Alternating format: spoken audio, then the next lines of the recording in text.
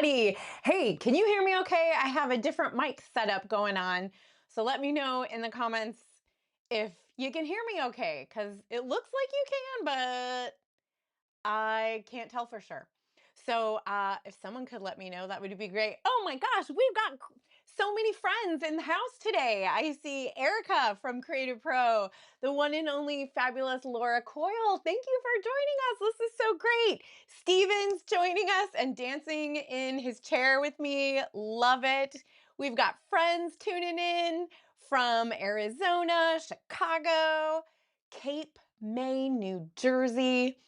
Well, today's going to be an adventure, you guys, because I have 3 cameras set up to try and show you everything. And let's just see how it goes. Erica says the volume's quiet. Maybe I can turn it up. Maybe that helps. Okay, Cindy says I sound great, so thank you. I'm wireless today because I wanted to make sure everyone could still hear me even when I'm like dealing with this guy over here. This is Cricut. So I've cleared out what I usually have here and moved my Cricut over here so that it could be on camera with me, but also it has its very own camera. Also, look at this. So you can get this good view later. We'll talk about that. And I also have my craft camera or my top view camera where I can show you how it all comes together on the actual paper. So whoa, that's the wrong picture. That's the wrong thing. This is what we're going to be making today. Um, yeah, it's a little paper Valentine because Valentine's Day is right around the corner. And it's like the perfect kind of craft to bust out the Cricut machine for. And so that's what we're going to be doing today. And let's talk about how what the plan is. Oh, Teresa, thank you for joining us. Let me know your questions, you guys. I've not done a Cricut YouTube or live stream or any of that before. So this will be exciting. And I will just tell you how it goes, my real life experience for it. And the things we're going to talk about today also apply. Even if you don't have a Cricut machine, maybe you have another machine, like there's one called a Silhouette. And there's other ones too. But my experience has only been with a Cricut, so that's all that I can speak to. But it's essentially going to be the same concept if you're using a different cutting machine, or even if you are designing for laser cutters, which I don't have one yet. But if any laser companies are out there hearing this and you want to send me one to play with, I would not hate that. That would be great. But I don't have one yet. So Cricut it is. That's what we're going to talk about. So I'm going to just talk a little bit about what Cricut is for people who are like, I don't really get it. What is that thing? I'll just give you a little overview of that. Then we're going to jump into Illustrator and I'm going to show you how you can design things for Cricut. We'll talk about saving those files, outputting them to SVG is the file format that you need to be able to send to the machine. And then maybe we'll actually run it on my Cricut and see how that goes. So you can just kind of see how it works. And then we can assemble it. I don't know. That might be way too much time. This could end up being way too long. We'll just see how it goes, okay? But in the meantime, I am keeping an eye on my chat over here. So welcome. We've had people coming in from Sydney. This is so great. Um, People are dancing along with the music. That's so fun. We've got friends from Montreal, and Mike Rankin is here from Massachusetts. This is so fun. Okay, so let's talk really quickly about what the Cricut is, what it is all about. So it's this thing. It's a machine that can cut things but it can do more than just cutting things. It can score things. It can actually draw too. So there's all different kinds of pens and markers and cool things that you can stick in here. And then it will draw for you as well. So that could be kind of fun for different things. I don't use that feature a ton, at least I haven't so far.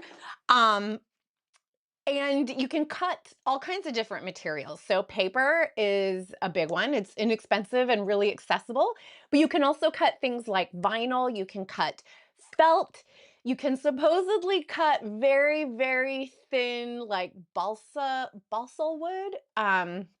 Forget what it's called. I've not had great luck with that.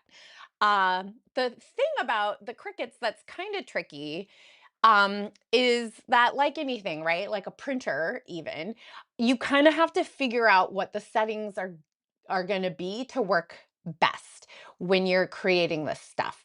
So a lot of it is out there. There's presets for different materials. So if you're cutting vinyl, you can tell the Cricut, hey, I'm cutting vinyl, and the Cricut will adjust pressure and things like that to work with the different materials.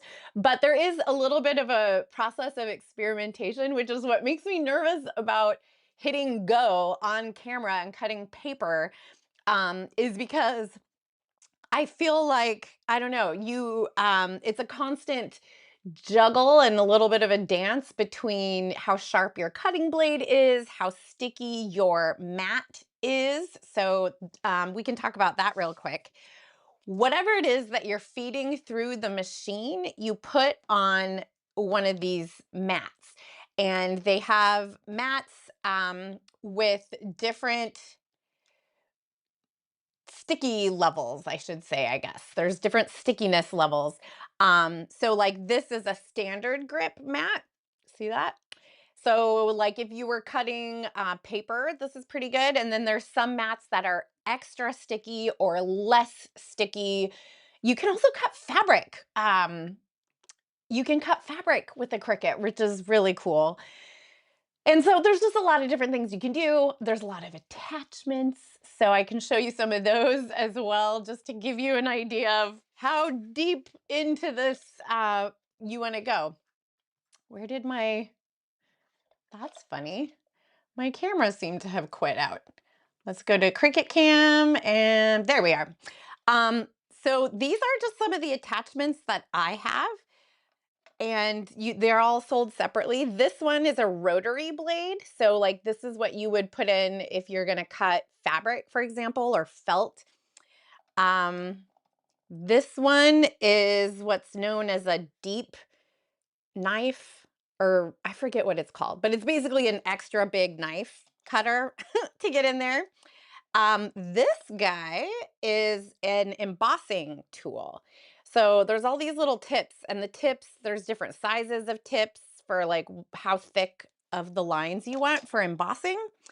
And this guy, which if we end up doing that today, this is the scoring attachment, or one of the scoring tools. So I'll show you how that works. We can at least hit we can at least hit go on that. So here's the piece that I plan to create today for you, with a little envelope. How cute is this? And it's a self-closing. So it looks like this when you open it up, and then the Valentine would go in here like that, and then it actually closes and locks itself with a little heart. So yeah, this is what I'm going to be showing you in Illustrator.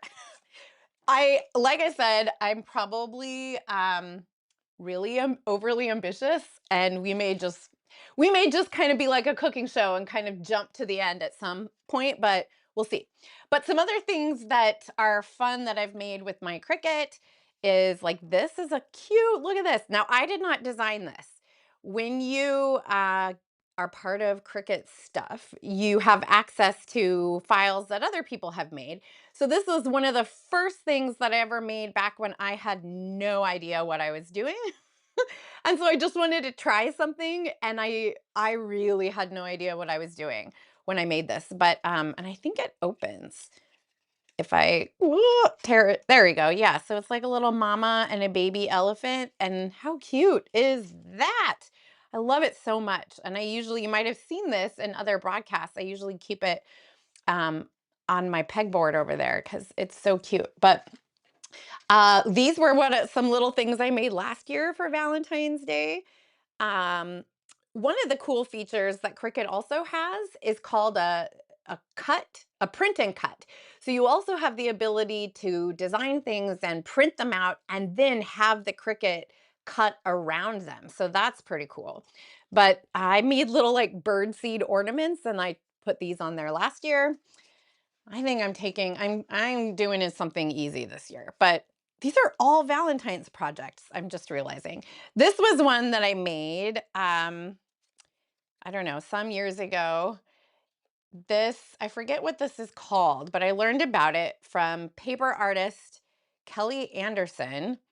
And now this is stuck. But they're fireworks. Look at that. So the card said something like, "You make my heart go boom, Valentine." And in theory, they both spin. I don't remember. This one got stuck down somehow. Oh, because I can see something in here. Somehow there's tape in there. Well, that'll do it. Don't get tape stuck in your, there we go. See that? How neat is that?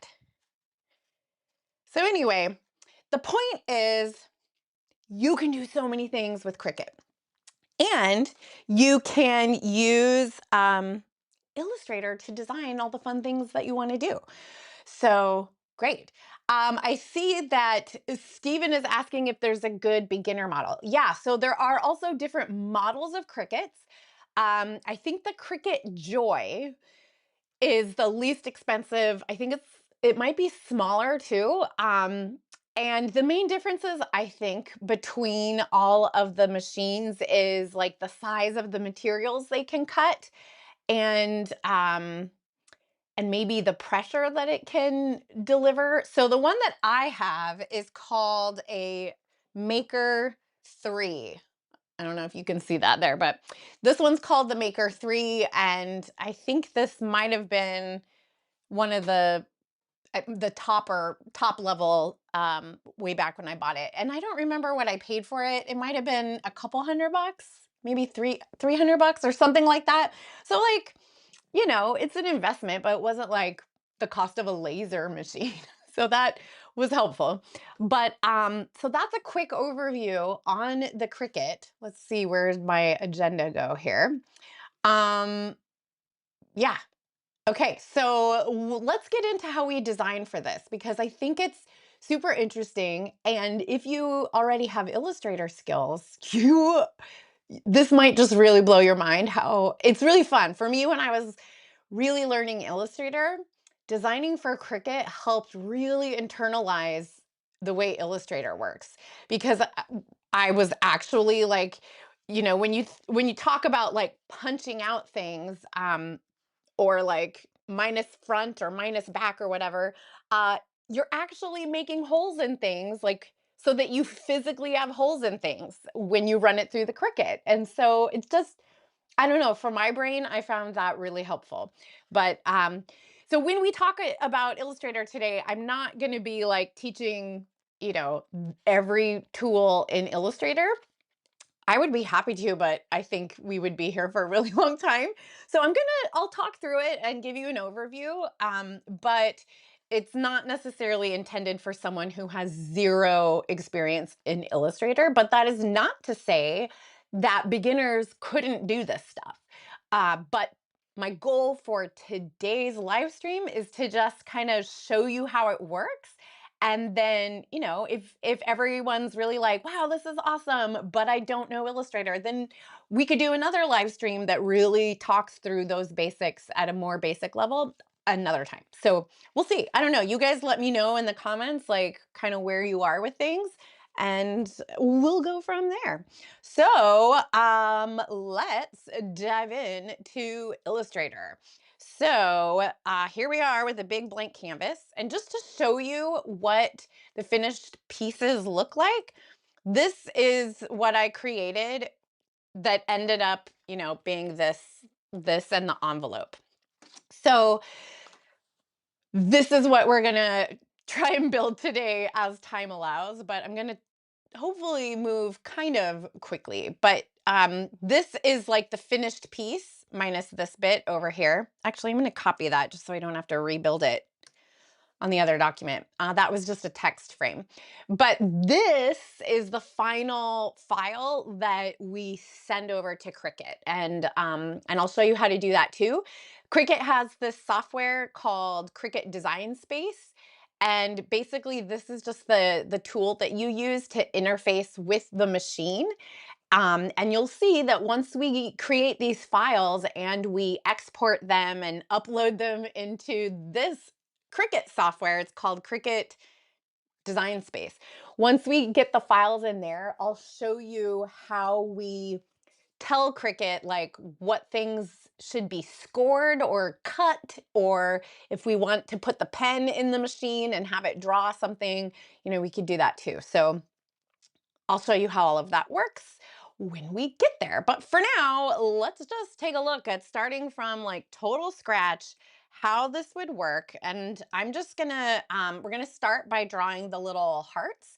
So I'm gonna just use the pen tool. You could use any tool that you want to create something like this, but I'm gonna just do a pen tool, and I'm only going to draw half of the heart because anybody who's ever done this before knows it's really hard to draw um, both sides of the heart perfectly symmetrical. Like, I don't know who are the people who can do that. Not me. So what I'm going to do is draw this half like this, and then I'm going to make a copy of it and flip it over so that now we have these two pieces. See how that works?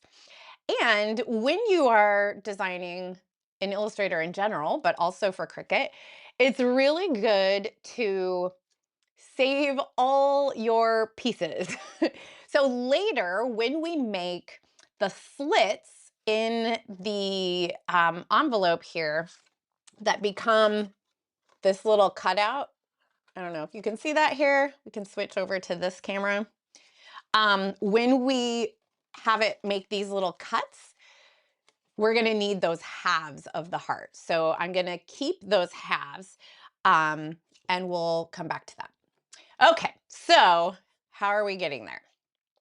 So we'll save these. So I'm going to drag a copy of them where else onto my paste board or whatever we call this over here. And then I'm going to bring these pieces and we're going to turn them into one shape. So I'll just select the whole thing and we can come over to our Pathfinder or whatever and I'll click Unite. So now instead of two halves, we have one whole heart. But I've also saved my little pieces over here just so I don't have to cut this apart and like start over again.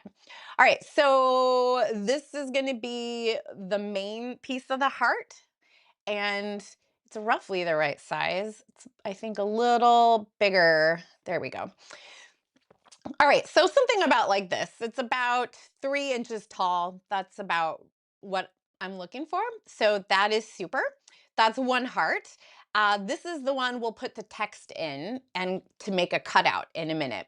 Then we're going to need a copy of this heart because we have, let's switch back over to this camera. We have this cutout piece, and this one I realized I accidentally tore out a piece there. See that? That happens. This is how it was supposed to be. So this side looks good. This side I tore it, which that's the Cricut for you. I think I just got a little overexcited, but so that what we just drew is going to be this paper heart, and later, we'll cut the text and the lettering out of it. But the next thing I want to make is this heart, this red one. And I don't know if you can tell, but that is cut out of foiled cardstock. So look at that. It's shiny. Very cool, right? So we're going to take this same heart and we're going to offset it a little bit to make it a little bigger. And then we're going to add the scalloped edge. So let's do that. We'll go back to our desktop here. So we'll take this heart and we can make it a little bit bigger by just going to Object, Path, Offset Path, and we just can put in a value here. I don't know what, that might be too much. let's do, because we're going to add a scallop too.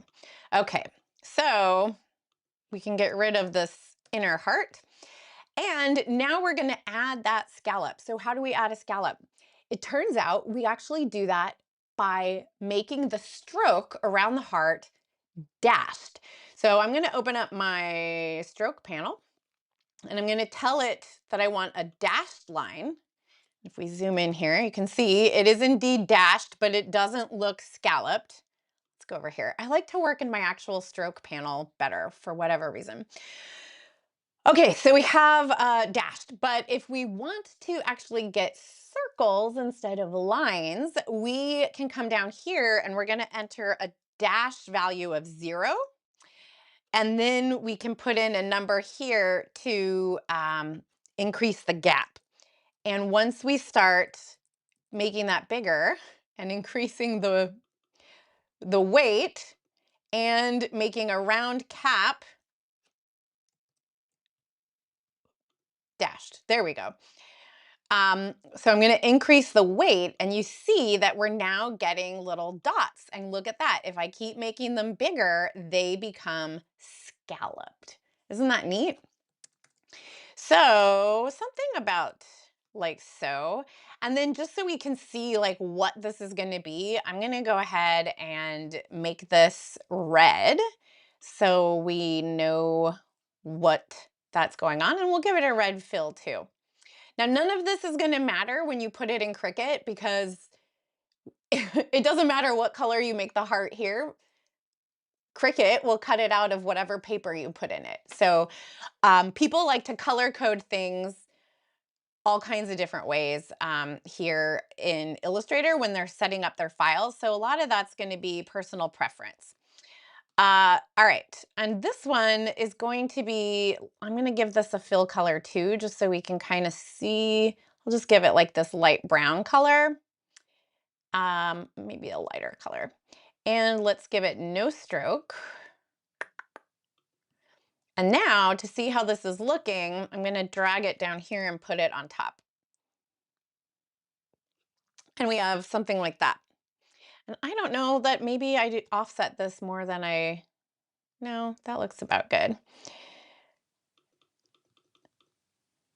So you just kind of have to, Michelle likes the scalloped edge. Me too, isn't it fun?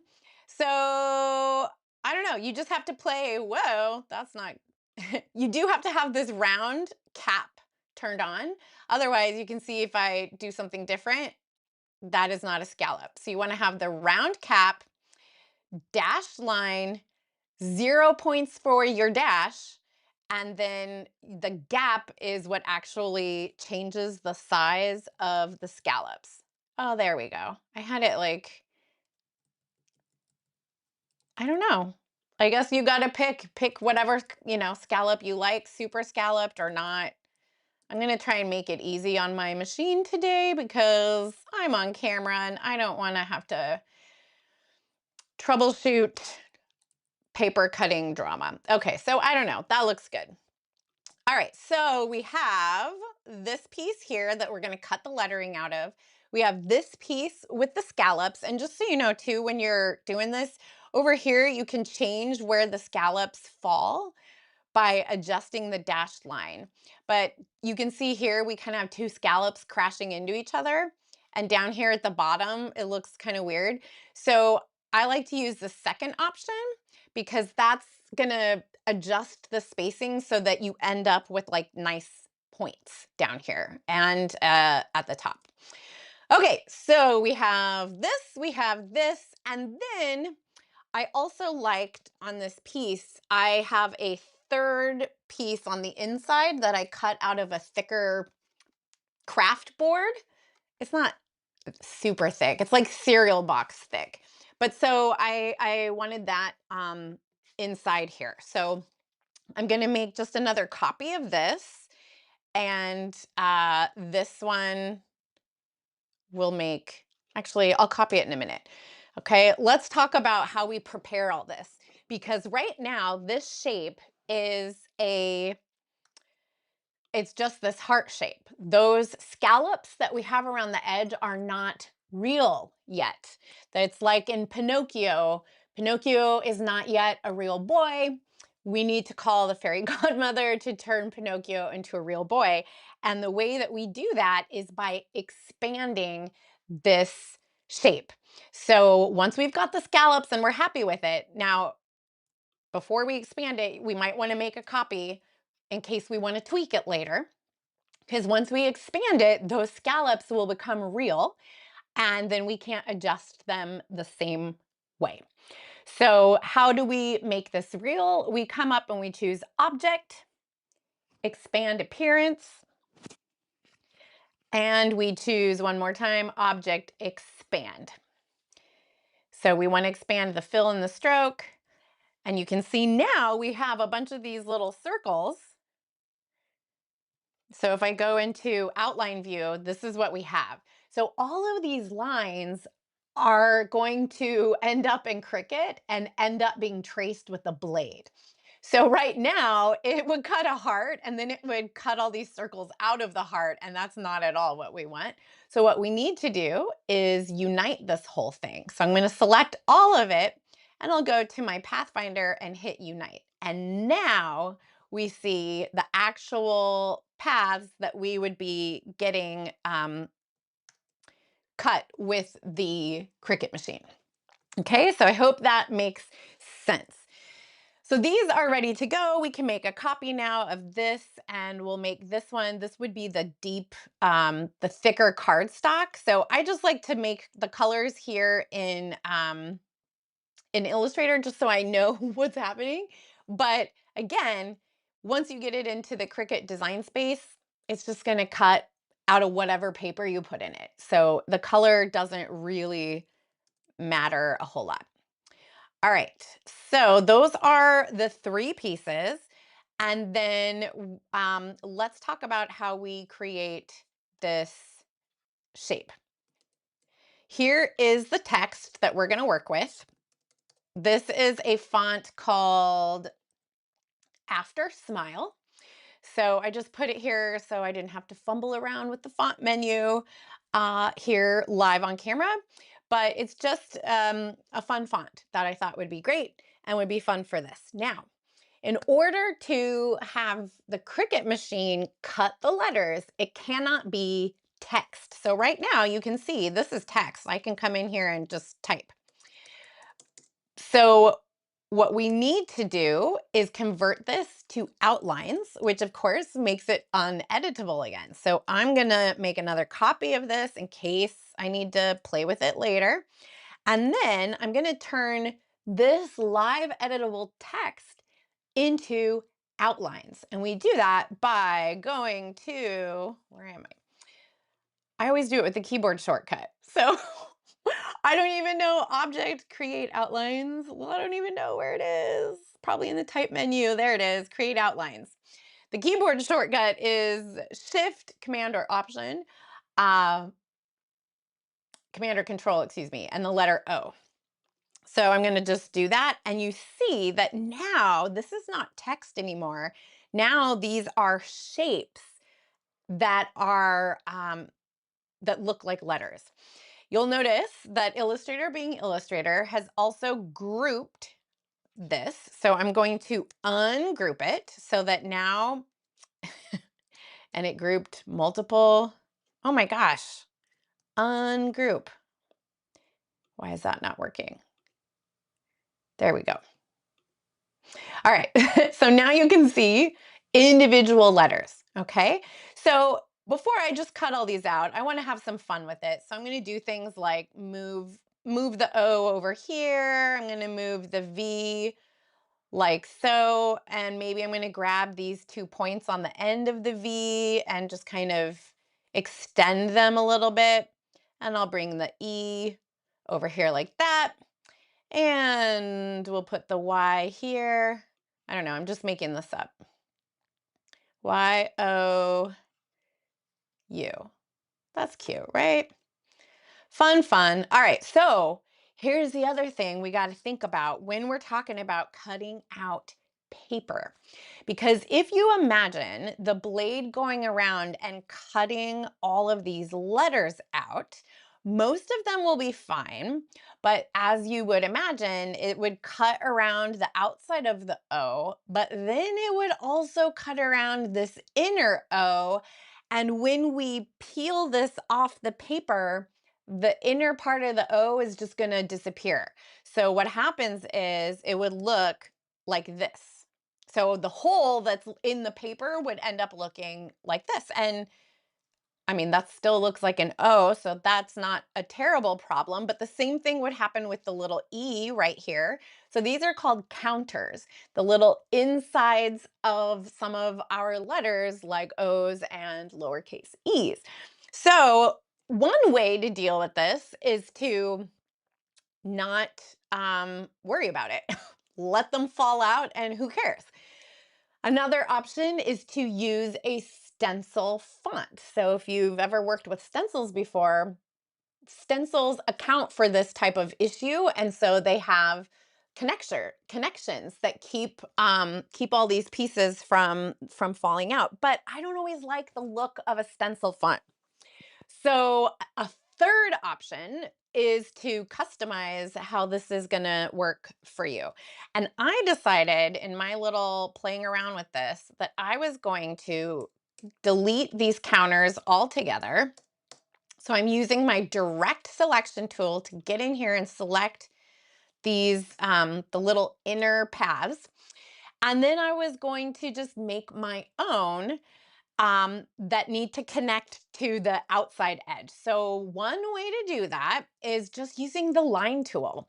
So I'm going to set that to have no fill. Generally, when we work with line tools, we don't like just an open path. We generally don't have a fill. So, and I'll give it a white fill just so we can, or a white stroke, just so we can see what this would look like. And then I'm going to just come in here and draw basically something like this. So it's just going to be a stroke. And then if I go to my stroke panel, I can put a round cap on the edge of that and I can beef it up a little bit.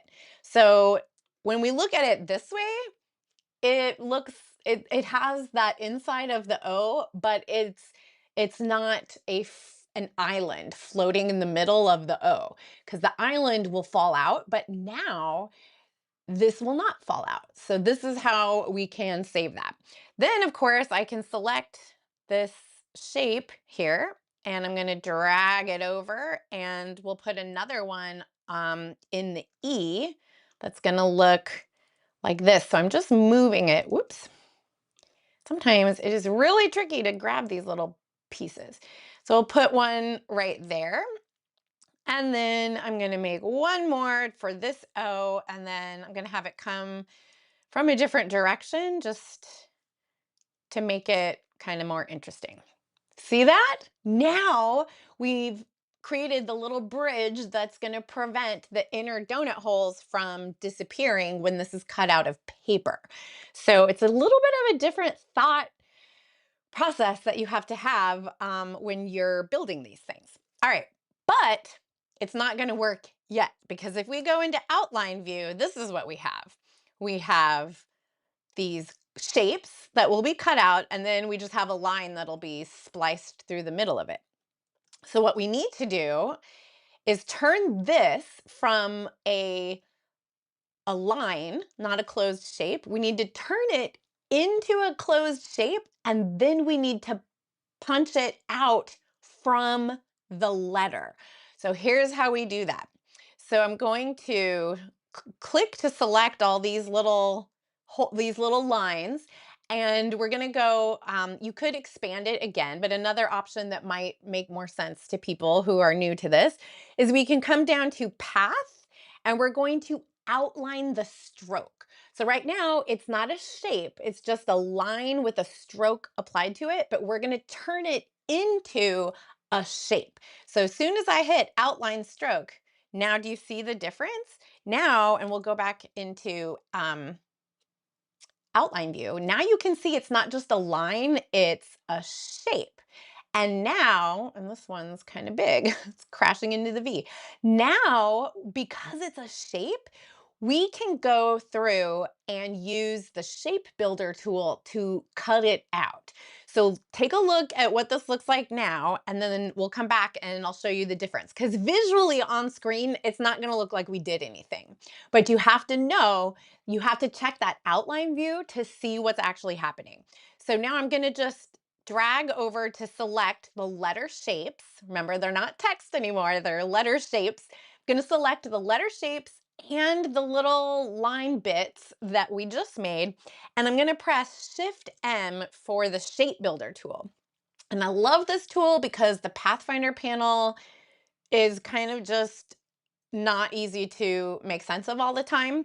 And for something like this, I really want to manually control everything. So with everything selected, the shape builder tool is going to let me come in here, and you'll see as I roll over, I have a habit of zooming out so much. Sorry, guys. As I roll over, do you see how it's recognizing? I'm not clicking anything yet, I'm just rolling over. But do you see how it's recognizing like the O shape? But then it's also recognizing the little overhang bit and the little inside bit separately. And same over here. So what we can do then is, because we want to subtract these bits from the O, I'm going to hold down Option on a Mac. On a PC, it would be Alt.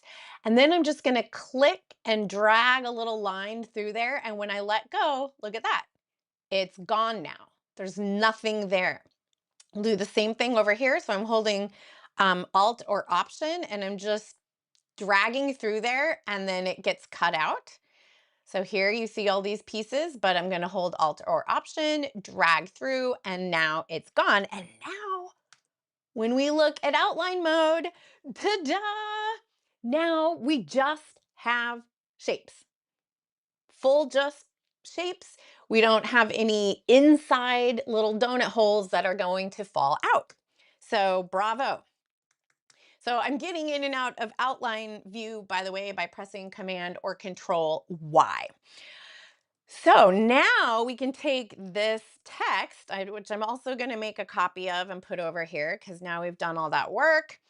I'm going to take this text and drag it over inside the shape that we want to cut it out from.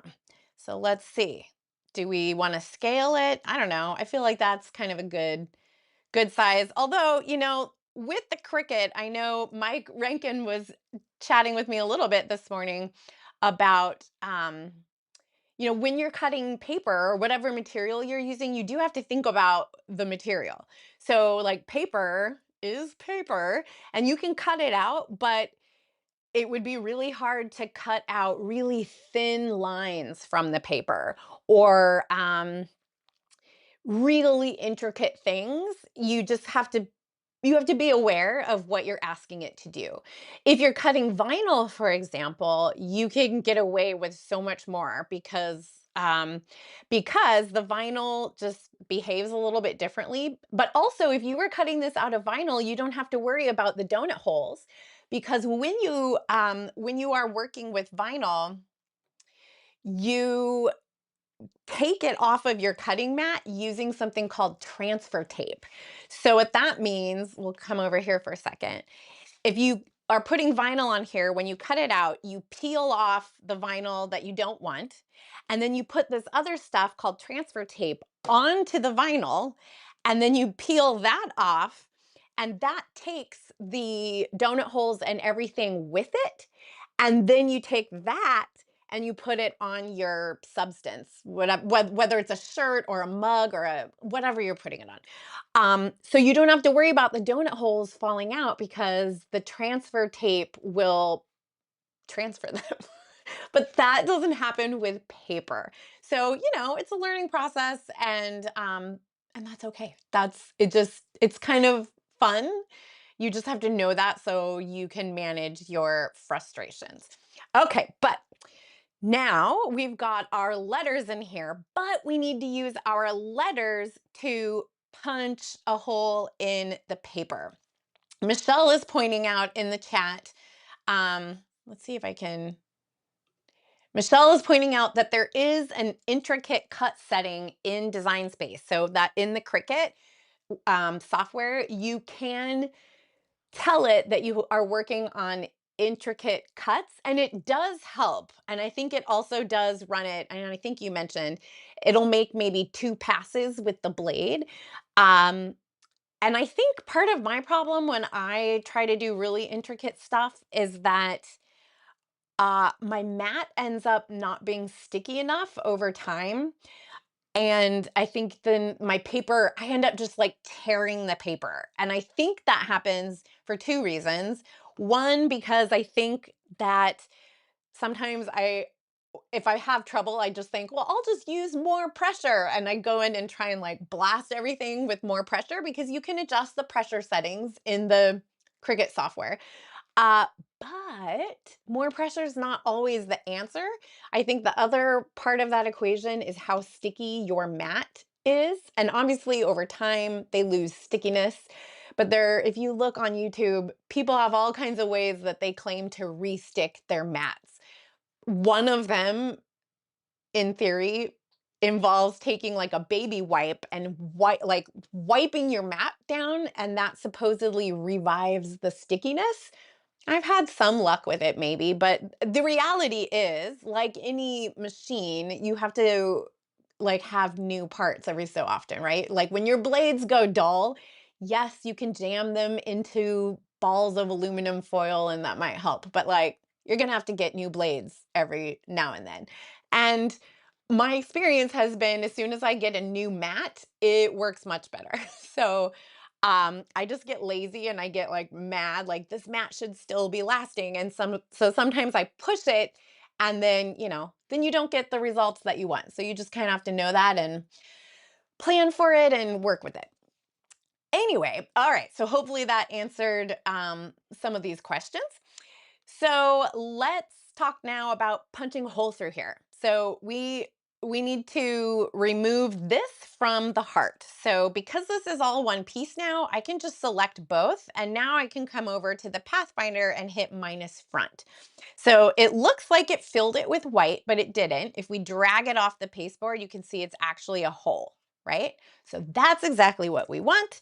And if we want to make this little thing to be like an ornament or something where you would view it from both sides, then we're going to want two of those, two of these, and this will be like the middle on the inside. So those things are theoretically done.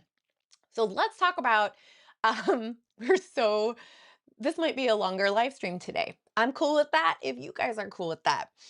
Let's talk about how we would build the envelope for this, because I think it's really fun when you start getting into 3D building in Illustrator for Cricut. So this is going to be the piece that ends up in the envelope, right? So it makes sense to start our envelope by drawing a rectangle. Let's swap the color frame here. Let's give it some kind of stroke so we can see it. And actually, I'm going to choose the same color as this because I would plan to cut that maybe out of the same paper. So I don't know. It helps my brain. But again, it doesn't matter because it will all just be whatever paper you feed into the Cricut. So something like this, that might be a good size for the inside part, right, of the envelope. Okay, so next we need to build the flaps. So I'm going to do that with just a circle. So something like so, and I'll line this up. We'll be all precise about it. So something like this, and then I just want to split it in half. So I'm going to just press C to get my scissors tool over here. And I'm just going to cut it right at the nodes right here. So that gives me a circle, a half of a circle here and a half of a circle here, right? So I'm just going to drag those mostly in position. It's always a little bit of a guessing game. And also it kind of helps if you go into outline mode. And I'm sure I have snap to point turned on, but like it never seems like it really does. All right, so we have two flaps. And now we're going to make basically that same process for the top flap, but I'm going to make it a little taller because I want it to stretch down a little further. So we'll pull this out and pull this up a little bit. And if we bring it down here and pretend it's coming up from the bottom, I want to make sure that it's going to cover the center. So let me make a copy that looks like it'll be good. And we'll flip it over the other way. So I'm pretending that it's closed now. It won't be this way when we send it to the machine, but what I want to do is see this inner part where it's gonna overlap.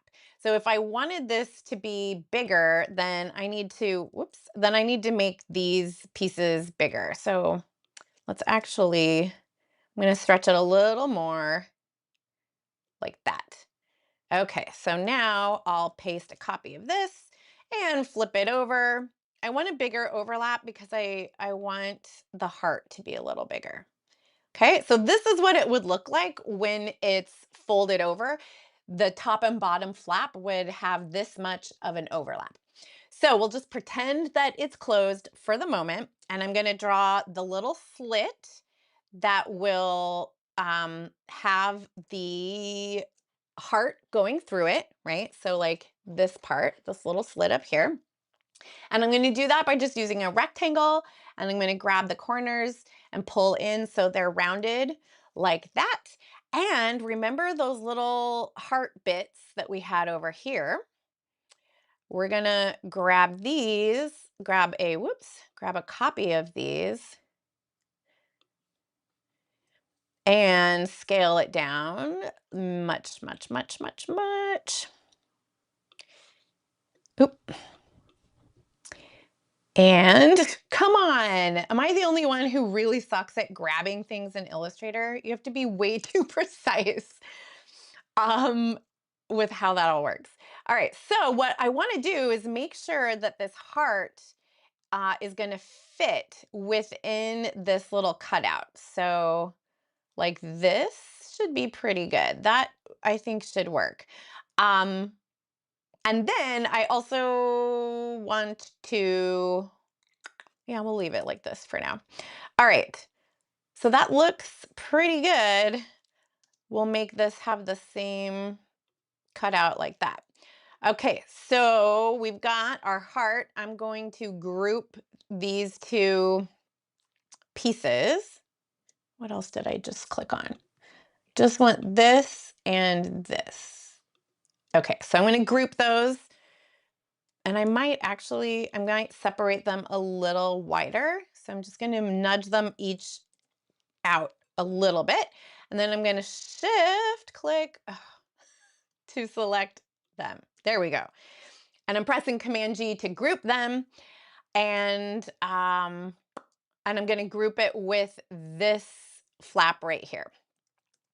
Okay. And then I'm going to rotate this thing upside down and drag it like this. So when it's open, it's going to have the heart like this upside down. So that's on purpose. And then this piece, I'm going to group with this piece. We'll group that, and we can just rotate that and drag it up. So there's our envelope. Wow, we're actually doing this. Oh my gosh, I need more room to work. How are you guys doing in the chat over there? No new questions, I don't think. So we're going to keep rolling. All right. So now that we have our envelope, it would probably be best, we can delete this. It would be best to select all of this and make a copy of it because we have to go unite everything. And if that doesn't work or we want to edit it later, we kind of want to have this to work with. So I'm just going to throw that over there. And this guy now needs to be united. So I'm going to select this whole thing, and then it's probably not going to work perfectly, but we'll cross our fingers and I'll just hit unite. Oh, and it was so close. You see how everything became one shape. Oop. But we had a problem down here. So let's undo that and we'll go into outline view, and we can see why this piece didn't work so well, because it wasn't touching. So another reason why outline view is so critical is because you can actually see where things are touching and not. Okay. And this, ungroup that for now. All right, so I'm just gonna grab the outer bits here and the square in the middle. And let's see if we unite. Still, we're having a problem down here. See if we can just get, this is why outline view is so helpful.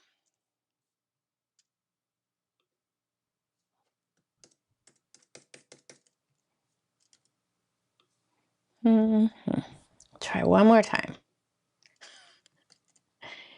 Come on, flap.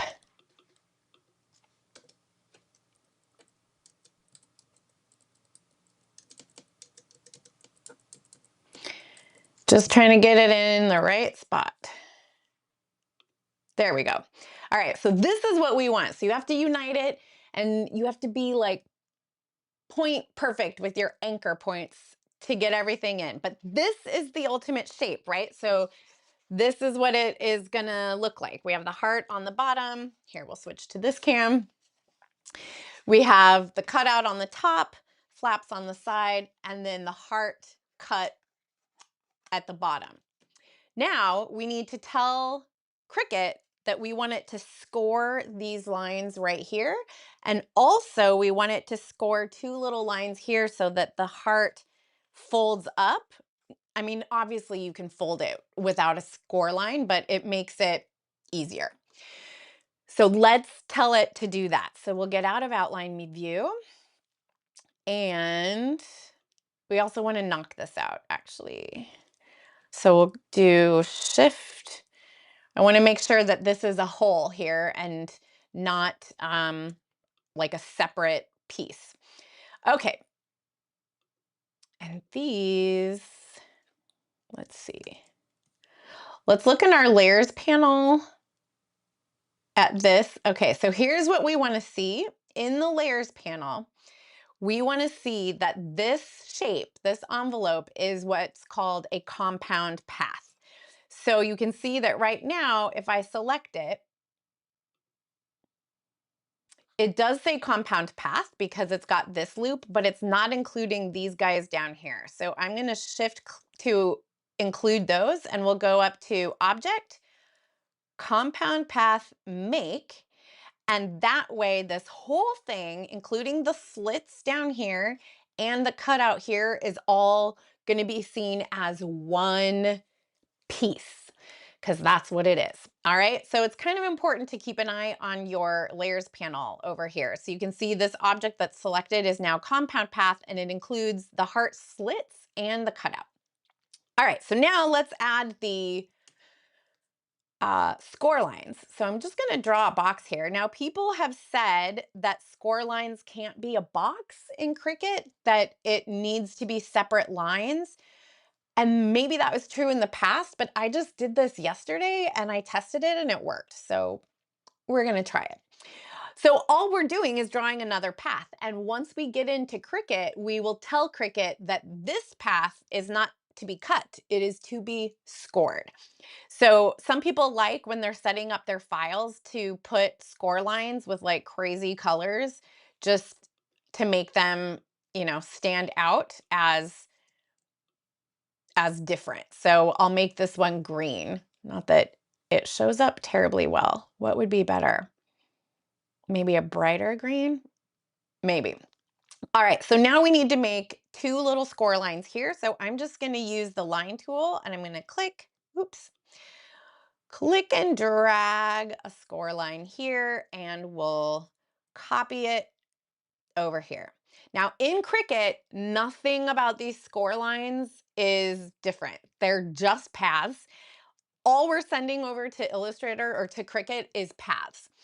Um, but I'm making them green so that I recognize for my own brain that those are going to be scored and that I remember to tell Cricut that when we get there. And then I'm going to group all the score lines uh, so that they stick together over in Cricut. Okay, Teresa's asking, do you use spot color swatches for this? Or does Cricut not care? Cricut does not care. Cricut wouldn't know what to do with a spot color. It would like, you'll see when we get over there. That's a great question. Okay, but I think we're ready. We've got these are compound paths. So these are both compound paths. That's what we want. These are just a simple shape because remember when we added that scalloped edge, which was just a dotted, dashed line, then we called the fairy godmother to grant it real life and take it from being like a sort of like a filter in Illustrator that just makes it look like it's got a scalloped edge. And we actually said, no, Illustrator, I want you to make these scalloped edges real and then merge them into the heart shape. So that's good. This one's good. And now I think this is good. We'll only know when we get over there and test it out. So how do we save this? So we would save this file as our Valentine live stream file. And that's just a normal Illustrator file. But then to export this now for Cricut, I'm going to also group this whole thing with the score lines and everything. So it's one big group now.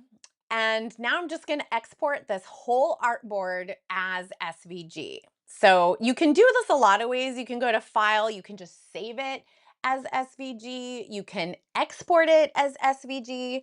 And sometimes Cricut does weird things like move things around if they're, even when they were grouped, I was having trouble with it yesterday. So I think what I liked best was choosing export. So I'm just going to choose export as, and we'll choose SVG.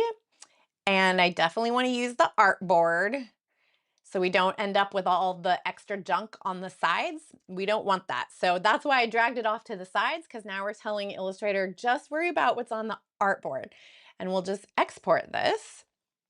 And for whatever reason too, I've heard, and I don't know, I've heard that this decimal setting should be like 3 for exporting to Cricut, or that sometimes it has a hard time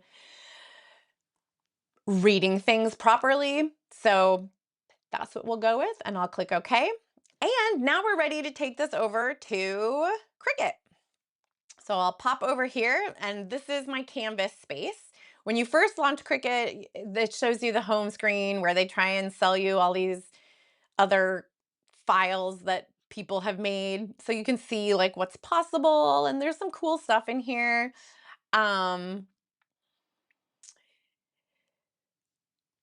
Yeah, but I would just want to make my own thing. So I'm going to go to Canvas, and then over here, there's a button to upload. So I'm going to upload my file,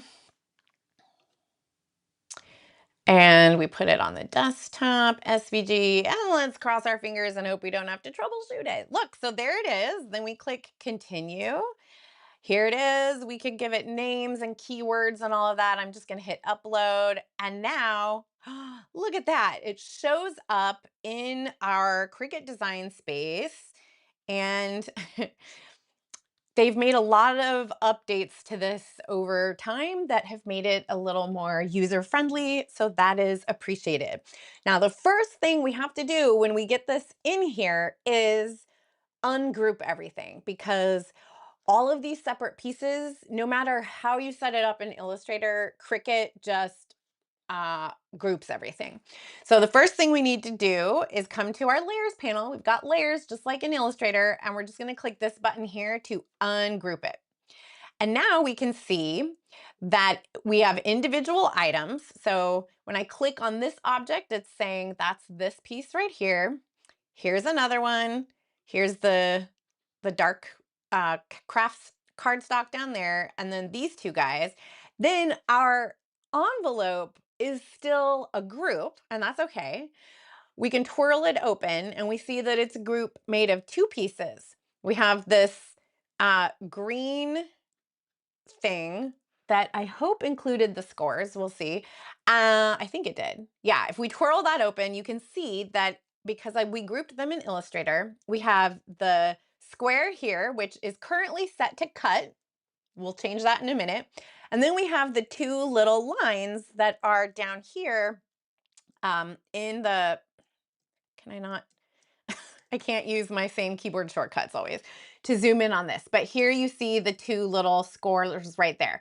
Although right now, when you bring things in, Cricut just, it sets itself to cut everything. So we need to tell it not to cut these three pieces, they need to be scored. So they are grouped because we grouped them in Illustrator. And so all we have to do is come up here for under operation. Instead of basic cut, I'm going to click the drop down and I'm going to tell it to score. See, look, it can engrave, deboss, score, foil. You can use a pen to draw stuff. You can create perforations.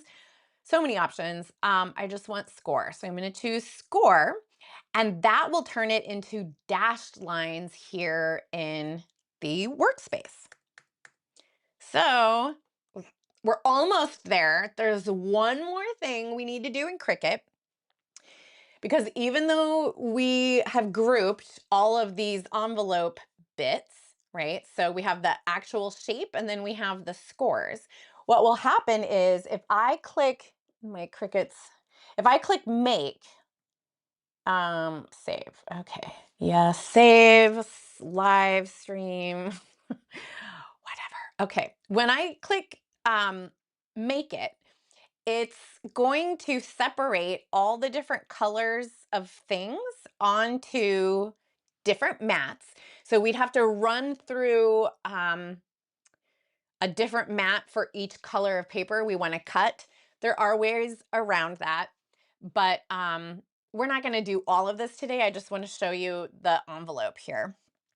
But what else was I going to tell you? Oh, so here's, you see what it did? You can't even barely see this, but it took those score lines, even though they were grouped to the envelope, it put them on their own mat. And that is not what we want. We want these score lines to be traveling with this cut file. And so what we need to do to make that happen is we select all of that. And there's this option down here that Cricut calls attach.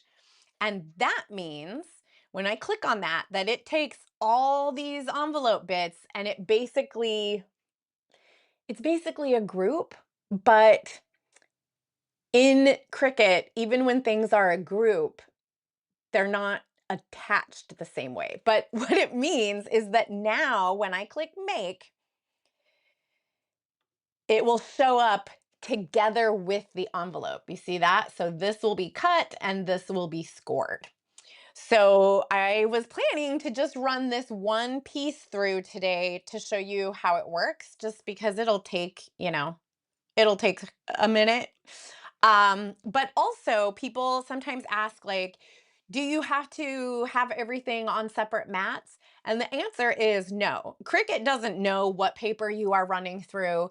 It's putting these items on separate mats because of the colors that I assigned to them in Illustrator, which carried over. But we can change all of that. I'm going to cancel this real quick. We can change that here. If I select any of these and I give it a different color, then when I click make, each object of a different color will get its own mat.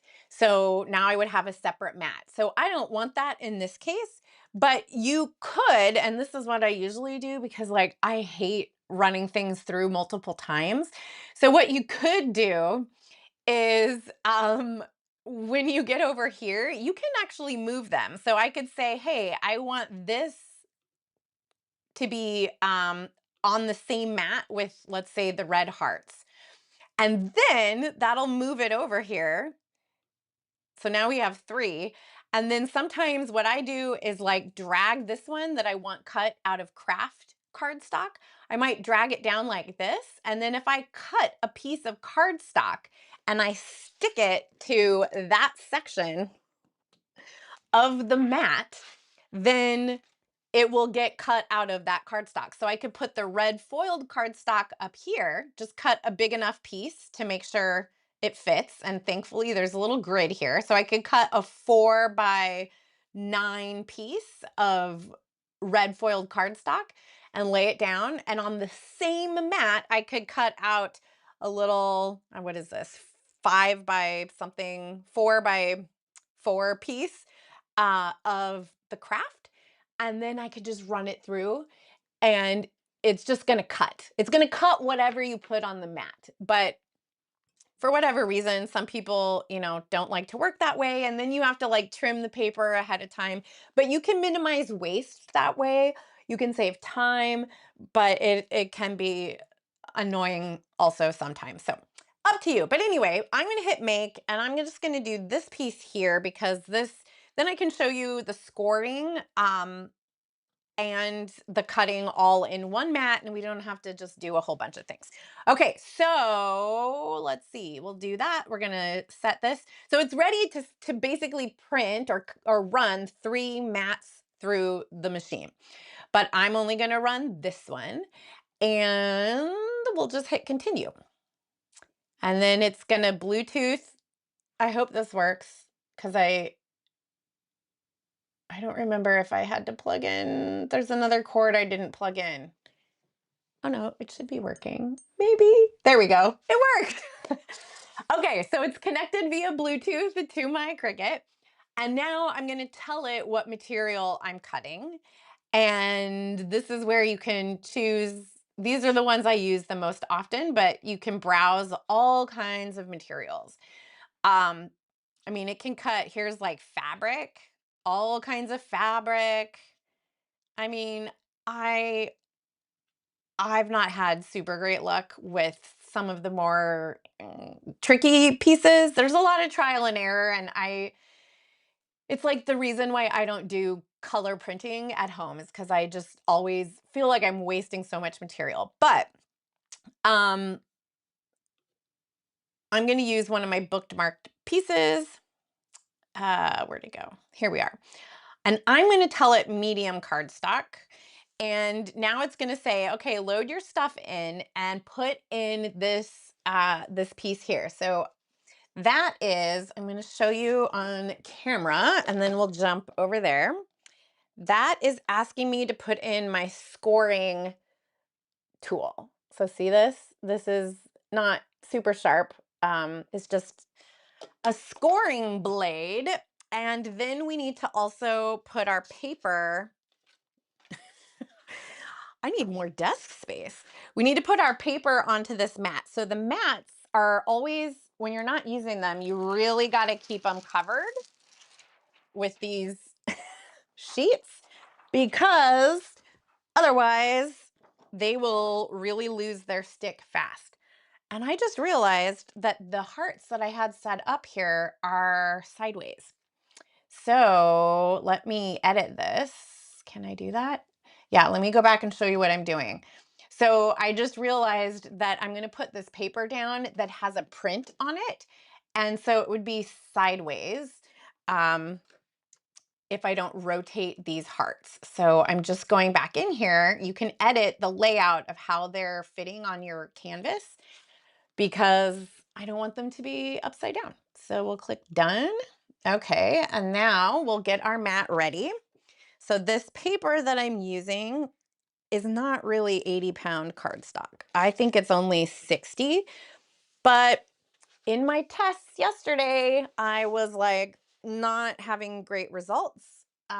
So I am tricking the Cricut into doing a little more pressure. And you don't have to do this, but I like to take a brayer, especially if my mats are starting to lose their stick. I like to just roll it down to help hold it. Okay, so the mat is ready. Let's bop over to the Cricut cam. And so this is where we have the different tools. The marker thing or pen holder always stays basically. This is where you can change out. I have a blade in here right now, but we're going to do the scoring first. So I'm going to set that up there and I'll pop this guy in and you just clamp it in. And now it's telling me to feed the mat through. So I'm going to get it ready. I'll press this button. It's going to feed in and then it's going to um, try to do both of these at the same time.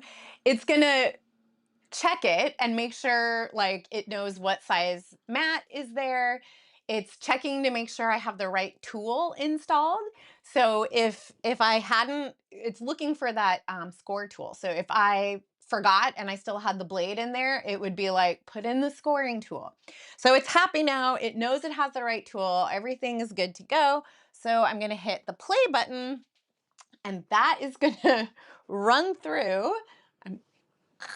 It's going to run through and score the paper. And it should be pretty quick because it's just drawing a box. So let's check in on the chat while this is happening, I guess. And we'll leave on this screen so you guys can watch it. So Teresa says, I didn't know I needed a Cricut machine, but now I want one. They are fun. But like I said, there's a learning curve. And some of the things I see people making online with them, I'm like, how did you actually get it to do that? Because I feel like I end up just shredding a lot of paper. Um, but again, if you keep your mats fresh and your blades fresh, you're going to have better results. Okay, so now it's done scoring. And so you can see it's paused again. And it's telling me on the Cricut app. So if we go back to my desktop, it's now saying, okay, load the fine point blade in clamp B. So I'm going to go back over to my Cricut cam. We'll take out the scoring wheel, put the blade back in, and we're going to cross our fingers that it's all sharp enough and whatever for this live stream, because I don't want to be like disappointing everybody. So now it's going to run through. It's going to cut that. Let's see, what else? Oh, so Michelle says that she saw the Cricut Make It 3, that's what this one is, for $179. So that is, that's a great price. Because I don't know if they made a Cricut 4 yet or not. I don't know. I bought this one and then I was like, I'm good. I'm good for a while. My next toy, I think, will be a laser cutter. So we'll see. Too bad. Oh, I guess Joann's might have some of those too. Glowforge makes laser cutters at a variety of price points. But oh, yes. Michelle is saying she wants to point out that combining the shapes on one mat only works if they're the same materials, basically. So yeah, you wouldn't want to put like paper on the same mat while you're trying to cut basilwood or whatever, because the pressure and the blade and the tools you would need are different. So yeah, you need to, if you're going to try and combine shapes on the mat, you need to stick to like the same material. So paper in this case. But you can see it's just going along. Give you a better look here. There it goes. And is it? Oh, it thinks it's done, you guys. Do we do we trust it? So here's one of the things that I've learned to do is before you take the mat out, you can kind of check to see. So I can see that this is um, coming up here, so that's good. If it wasn't, if you were like, oh, I don't think it cut all the way through, then before you pull the mat out, you could just hit the play button again and it will just run it through a second time. But once you unload the mat, the registration would be off. So I'm gonna hope it's done. So it's telling me it's done. So I'm gonna push this button and pull it out. And let's go over here and show you. And now I'm crossing my fingers because, okay, so when you take the thing off, this is the best way to do it, is you flip the mat over and then you peel. This is really satisfying when it works. You peel the paper off. And you can see here it cut out the nice little slit. Here is our little heart closure. Now, now let's see about the letters, because this is the part that's a little more intricate. So I'm gonna, oh yes, look at that. And one more, where to go? Down here. So when you take things off of here, you don't hold the mat like this and try to peel up. You flip it over and you hold the paper down and you peel the mat away from the paper. And luckily, this worked out great today because I'm telling you, I was like, I do not want to be all embarrassed on camera and fighting with my Cricut. And here, like now we could peel off, the whole, again, turn it over and peel it that way. So now I have this paper. And what I usually do, I don't have my scissors with me right now, but what I usually do is cut all, like I like to have square edges because otherwise this makes me crazy. So I usually put the stuff in a pile, and then when I'm done and I'm like tidying up, I'll go and trim off all the cut bits, and then I'll keep the decent pieces for scraps because, that is super handy. And then look at this. We could kind of have to scrape this stuff off. But look, you could also now use these letters for a different project. You have some cutout letters. But yeah, so you need some kind of tool. It doesn't have to be a Cricut tool. It could be a credit card. It could be whatever, an ice scraper. But you want to be able to get all these pieces off of here.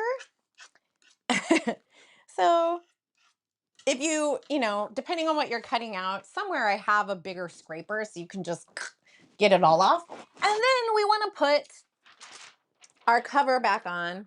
And what I like to do is, dun, dun, dun, dun, I like to take a Sharpie and I write the word on up here so that I know that I'm always putting the cover back on in the same way. I don't know that it matters, but I read that or saw that or something somewhere and I thought, you know what? Sounds good. I'm going to do that. All right. There you have the main thing. And then let me show you how you would assemble all of this. Now, the problem is that we only cut out these pieces, and I pre-cut the others, but I don't know if they will fit.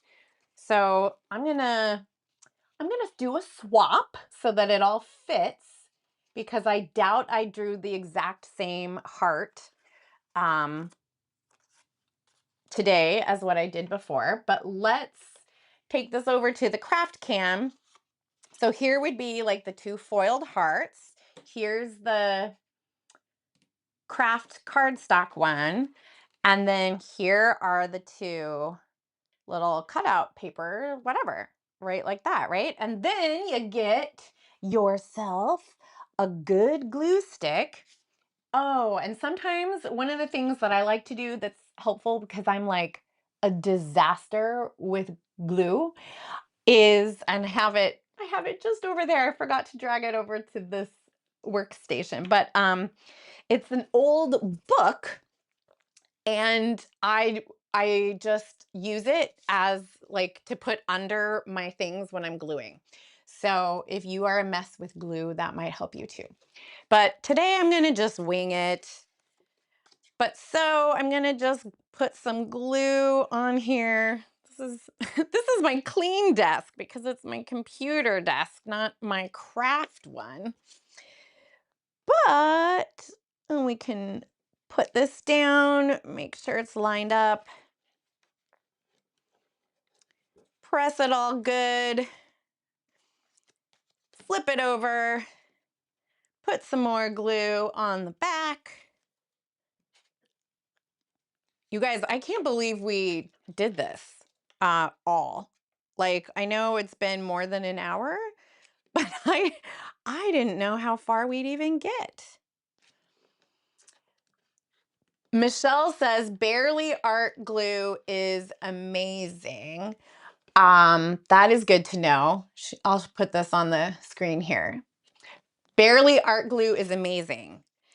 I've not used it, but I'll take your word for it. I use glitter glue, which doesn't actually have glitter in it. But I just ran out, so I have an order coming. But for glue sticks, this is really the good stuff. I've tried the Elmer's whatever, and it just, it's great for my son, not so great for these kinds of things. But usually when I'm working with paper or anything intricate, I like to use the glitter glue. It doesn't actually have glitter. It's called art glitter, I guess, art glitter glue. But it comes with a super precision applicator tip. And so it's great for paper. All right, is that centered? I can't really see.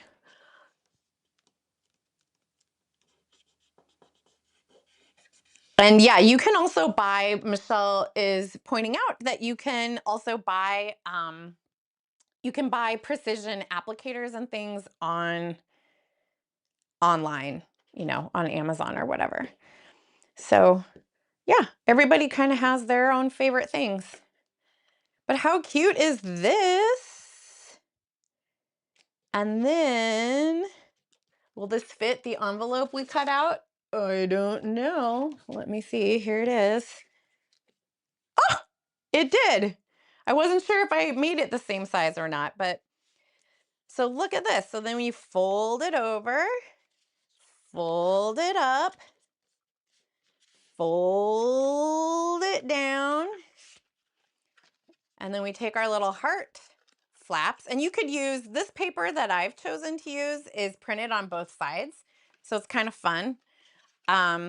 Some papers are not, so you would just have white on the reverse. Oh, look at that. You guys, what? Are you kidding me right now? Look how fun that is. Oh, I love it. I love it. What questions do you guys have about any of this? Normally I pop over and we have I guess we can go in the chat now and see what questions you guys have about any of this. KU's government operation says you can also put a transfer sheet on top of those letters and peel them off. Yes, that is true. So what they are saying is that when we cut out all those letters and they were on the sticky mat, before you like you saw how they were stuck down, and I used this to scrape it. You could also put the transfer tape over it and then pull all of them up, and then you could put precision glue on the backs, and then you could stick them down somewhere. So that would be great. Then you wouldn't have, this this handful of just letter bits that you'd manually be trying to put down. But yeah, that's the cool thing is like there's so many different ways to do this stuff, and it's fun. So yeah, so oh, Mike Rankin is just sharing some applause. Thank you, Mike. Jennifer says, anybody using their Cricut for mock-ups or other studio related items? That's a great question. I'd love to know. Anybody want to chime in? You can put it in the chat. Um, Michelle, thank you. She loves the envelope. It's fun, right? I don't know why I love envelopes so much, but there's pretty much endless ways you can do them. Delia says, do you always recommend saving as SVG versus Ping? I've always used Ping and my outlines look terrible. So you want to use SVG because what we are doing when we're creating in Illustrator is we're creating vector shapes, right? And the SVG format is a scalable vector graphic. That's what SVG stands for. And that's the type of file that a Cricut machine or a Glowforge laser or a Silhouette, which is like a Cricut, it's a different brand cutting machine. That's what they're looking for. So yeah, I would definitely always save out to SVG. Steven is asking, where'd you get that cool paper? Good question, Steven. I am not a paper snob. I buy my paper usually at Michael's. I have a whole drawer here. I think it's way at the bottom with pads of paper. Trying to see which one this might have come from. I don't know. I mean, I have paper. Lots of different papers. But when you buy paper, you can get it in different sizes. So this is like a 12 by 12, which is the biggest that would fit on the Cricut mats that I have. Cricut also makes bigger mats, but I don't have them. I don't know. I don't like working with huge things most of the time. So 12 by 12 is even kind of annoying for me, I think. But I also have, you can get some smaller, like 6 by 8. Is that what this is? 6 by 8 pads. So, sometimes you don't need to put a whole 12 by 12 sheet in there. So you can do that. A lot of times I will hand cut pieces to fit. And then I just put everything on my mat, like all spaced out, and I just run it through once. Um, and generally that's okay. But I guess the problem is, if one of your pieces goes bad, sometimes it might get caught on something and then it might tear, and then it's possible that it would end up tearing another piece that maybe would have been okay. So I don't know. It just kind of depends what you're doing and a lot of personal preference. But I just get these pads at Michael's. Usually you can order online or whatever, but they make so many different, like here's one. The challenge is, oh my gosh, I have paper flying everywhere, you guys. The challenge is keeping it all orderly, which I've not. Oh my gosh. See, like I put my paper scraps in here and that was not good because now they're all falling out. But, there's different, like this is holiday stuff. There's all different kinds. And I usually just wait and then they'll have like a sale or something where these big pads of paper are much more affordable. Otherwise, they can range in price from, I don't know, $10 to like $30 maybe for just one pad. But, things to look for is the thickness of it. You want to know if it's going to be printed on both sides. This one has some foil. We'll switch to this camera. This has some foil on some of it, which is kind of fun. And then on this side, um, it's got a different print. So sometimes I like that it has another print on it. Other times I'm super annoyed about it. So here's another pre-cut that I made because I didn't know if things would go sideways today. But here's another envelope that I made, which I think is super cute, but it is white on the back. So, not everybody loves that, but lots of different options. Um, yes.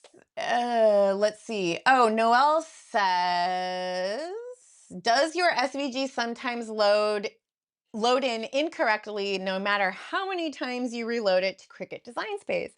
Sometimes, yes. So that's one of the things that I've found is that depending on how you save it, it sometimes is different. So if you choose File, Save As, and you just save as an SVG, I've had trouble where no matter how much I group things and how much I compound path things and get everything all ready, sometimes it will separate like the score lines. Like they'll be grouped, but they won't be on top of the envelope where they're supposed to be. They'll just be floating off in space somewhere. And I've been really perplexed why that's happening. And I found that if I, instead of file save as SVG, if I choose like I did today, file export as, then I was able to get it to work. Another option is you can use Illustrator's export panel. So if we pop over there real quick, this panel here. So if you don't have that open, it's under Window somewhere here, Asset Export. So for whatever reason, sometimes this works better. You can drag everything over here. And if you hold down the Option or Alt key when you drop it, it will take everything as one export, and then you can give it a name like Valentine. And then down here, you would choose SVG, and with it selected, you just click export and tell it where you want it to go. And that's another way to doing it. So, and in that option, you might not have that same problem. So that's another possibility. So I hope that helps. Michelle says Ziploc bags are great for paper scraps. Good to know. I tend to have bins because I like them to lay flat, but then you have some pieces that are huge and some pieces that are tiny. And I don't know, I've tried like accordion folders, I've tried just flat like paper trays. I've tried bins. I've got a little bit of them everywhere, but uh, yes. And Noelle's pointing out Michael's didn't always used to note the weight of their cardstock, but they seem to be doing it now, so that's good. And of course, as Michelle mentions, you definitely want to make sure you save your native Illustrator file so that you can get back to every single thing as you had it in Illustrator. So you want to save your Illustrator file and then you export the SVG specifically for Cricut or whatever. Because Michelle says she doesn't think the SVG saves your pasteboard stuff. Well, I don't know if it does, but part of the issue when you save stuff out, you can tell it.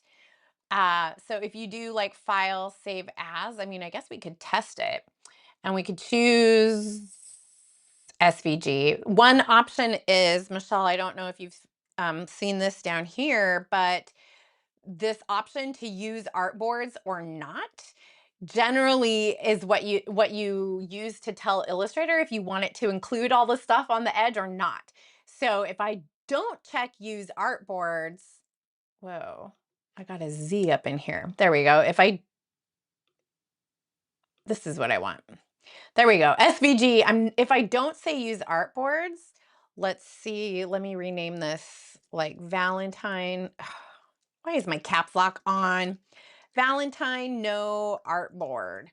So let's see. That would, I would think, okay. That would, I think, save everything, including the stuff that's off the pasteboard. Whoops. That didn't go as planned. Let's try that again. File, save as, SVG, no artboard. Save. There we go. And then let me go look at that. Oh, yeah. So it seems like SVG only takes what's on your artboard anyway. So yeah, that's another good reason to always save your Illustrator file so that you always have access to this stuff. Because I can't tell you how many times you think you set everything up right and then you send it to Cricut and it's not loading correctly. And the good thing is you can catch that before you cut it. But there's a lot of back and forth and file testing that happens. So Yeah. Well, cool, everybody. Well, thank you so much for joining me here today. I hope that this encouraged you if you've been interested in Cricut, or maybe I know some of you have Cricuts, but you haven't, used them really yet. So I hope that this encourages you to give it a try. Um, I mean, the worst that could happen is you waste some paper, which I've definitely done.